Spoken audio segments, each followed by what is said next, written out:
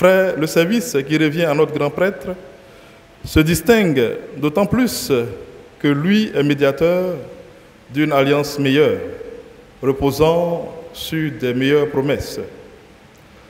En parlant d'alliance nouvelle, Dieu a rendu ancienne la première. Or, ce qui devient ancien et qui vieillit est près de disparaître. Frères et sœurs, en entendant les thèmes alliance meilleure, première alliance, alliance nouvelle, vous imaginez que nous méditerons sur les alliances et l'histoire du salut. Dieu est un être d'alliance. À l'homme qui se découvre incapable d'aimer en vérité, Dieu révèle qu'une alliance fondamentale entre lui et nous a été rompue. Parce que nous ne faisons plus l'expérience d'être aimés en vérité, pour toujours et gratuitement, nous sommes incapables d'aimer à notre tour. Dieu prend alors l'initiative de nous rééduquer à l'amour. C'est pourquoi il dit dans la première lecture, « Voici venir des jours où je conclurai avec la maison d'Israël et avec la maison de Juda une alliance nouvelle. Ce ne sera pas comme l'alliance que j'ai faite avec leur père le jour où je les ai pris par la main pour les faire sortir du pays d'Égypte. Eux ne sont pas restés dans mon alliance. Alors moi, je les ai délaissés. Mais voici quelle sera l'alliance que j'établirai avec la maison d'Israël quand ces jours-là seront passés. » Dieu nous invite à refaire l'expérience de sa vie intime pour que nous redécouvrions de l'intérieur le sens de la nôtre. En d'autres termes, en donnant toi-même la vie, tu découvriras ce qu'est mon amour de Père, mystère de l'unité trinitaire. En rassemblant une famille, une communauté, tu découvriras l'amour avec lequel je rassemble et conduis mon peuple. Une alliance, frères et sœurs, indique une union ou un contrat entre deux personnes, deux familles, deux peuples.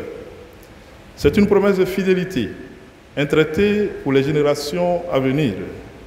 Elle est souvent symbolisée par une hache, un arc-en-ciel, un anneau.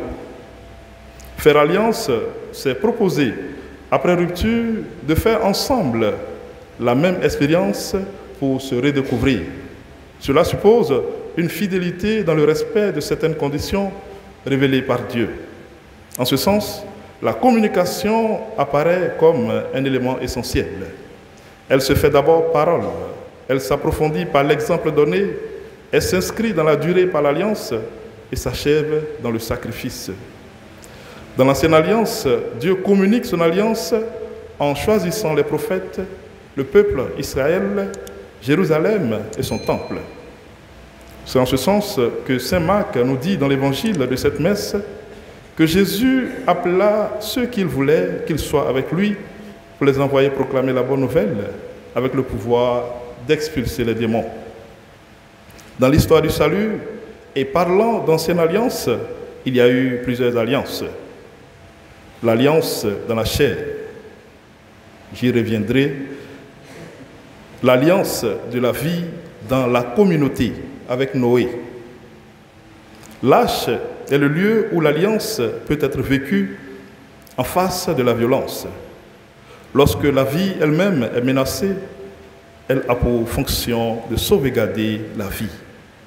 Vous comprendrez donc pourquoi chez les religieux et chez les moines, il y a ce qu'on appelle le cloître. Il y a l'alliance de la paternité avec Abraham et les patriarches. Ici, être père, c'est reconnaître Dieu de la manière la plus intime.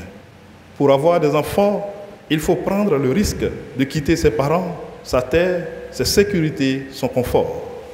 Il y a l'alliance de l'intelligence avec Moïse et la loi. L'alliance du pouvoir avec Moïse et les juges. L'alliance dans la chair, celle dans laquelle Dieu se lie à sa créature pour se faire connaître par elle, c'est la création de la nature autour de nous. J'ai créé tout cela pour te le confier, afin que tu apprennes à me reconnaître par tout ce que je fais. en devenant aussi créateur comme moi. Au cœur de cette création se vit l'alliance par le couple. Dieu créa l'homme à son image afin qu'il vive l'expérience de la vie trinitaire dans sa chair. La chair étant cette mystérieuse capacité divine qui existe encore à l'état brut dans l'homme. Ici, l'alliance apparaît comme ce long processus à travers lequel Dieu nous réapprend dans la chair cette solidarité originelle que nous avons perdue. Faire alliance, c'est donc reconnaître de manière stable que tu peux me rendre heureux et me faire grandir. Frères et sœurs, ancienne et nouvelle alliance sont toute l'histoire du salut. Dans les anciennes alliances, Dieu rejoignait l'homme en lui faisant vivre ce qu'il vivait lui-même. Dans la nouvelle alliance, Jésus vient vivre ce que vit l'homme dans sa pauvreté, sa souffrance et les conséquences de son péché. Jésus vient nouer avec l'homme une alliance personnelle et charnelle, humaine. Et dans cette nouvelle alliance, nous trouvons l'alliance du service dans l'Église avec Pierre, soit le berger de mes agneaux. Jean 21, le verset 15. Nous trouvons l'alliance du cœur avec les pauvres, avec les malades, les marginaux et autres. Jésus partage l'expérience de sa tendresse. Nous trouvons aussi l'alliance de la maternité virginale avec Marie. Jésus a dit à Jean au pied de la croix, « Voici ta mère ». Jean 19, le verset 26.